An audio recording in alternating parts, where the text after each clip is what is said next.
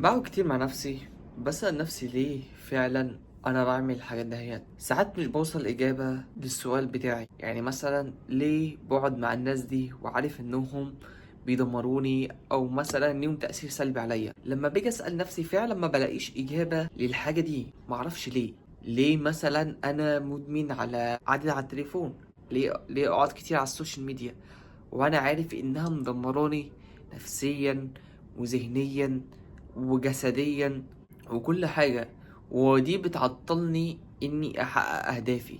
معرفش الاجابة بتاعتها اوصلها امتى.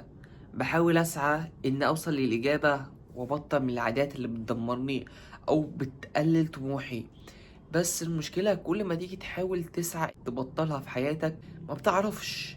كأنك زي المدمن اللي دخل في سايكل مخدرات ومش عارف يخرج منها، بس هو عايز يخرج، هو عارف عنده كل حاجة انه عايز يسعى انه يخرج، بس مش عارف. هي حجماه، هي زي يعتبر السجن ليك. عارف لما الشخص بيبقى مسجون ومش عارف تخرج؟ هو حاجة زي كده، بس لازم الواحد يتحلى بالصبر للأسف.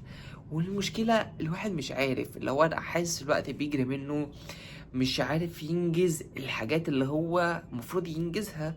مثلا وراه تاسكات، وراه مذاكرة، أيا يكن الحاجة اللي وراه، بس مش عارف ينجزها بجد.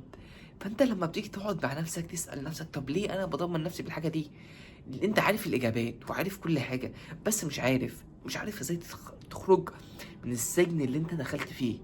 والسبب السجن دوت مش بيبقى على طول عشان انت شخص وحش ولا حاجه، يعني ممكن البيئه اللي حواليك، ممكن صحبك شدك للطريق دوت. اكتر حاجه بكرهها في حياتي، والحمد لله انا دلوقتي ما عنديش صحاب، عشان صحابي هم مدمريني في حياتي، مدمريني العادات بتاعتي، كطريقه تفكيري، طريقه معاملتي مع اهلي، كل حاجة، وبيحبطوني لما بحاول انجح.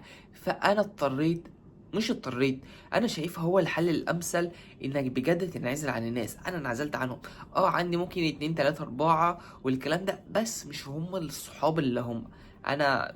في حدود ما بيننا، في حاجات ممكن نخرج ونهزر والكلام ده، بس مش صحاب. اللي هو مش هقول عليه صاحبي، اللي هو ممكن صاحبي صديقي وكده، بس لا، مش هو ده برضه. وانا مش عايز حاجه زي كده. انا عايز الصحاب بتاعتي نبقى نشارك نفس الاهتمامات، قريبين من بعض، عشان دي ميزة الصحاب. ونرجع تاني، احنا بجد العادات بتاعتنا مدمرانا جدا، وانت مش عارف تخرج منها ولا هتعرف.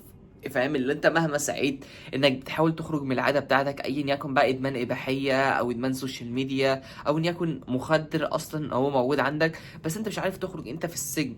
احنا بنحاول نخرج منه، بس اكيد لازم يبقى في حد بيشدك في الطريق، ولازم البيئه اللي حواليك بتساعدك تبقى مهيئة انك تتعافى من شكل الادمان ده بجد. وانا اللي لاحظته دلوقتي ان احنا في العصر بتاعنا كل واحد مدمن على حاجة معينة، ايا يكن الحاجة اللي هو مدمن عليها، بس فعلا هو مدمن على حاجة. يعني مثلا انا مدمن على السوشيال ميديا، ممكن غير مدمن على الاباحية، ممكن غير مدمن على حاجات كتير.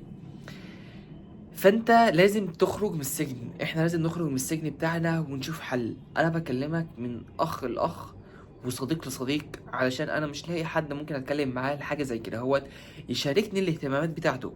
فانت لو شايف من وجهة نظرك حاجه عايز حابب تشاركها معايا، او حاجه ممكن نستفيد منها، ما تنساش تكتبها في الكومنتات.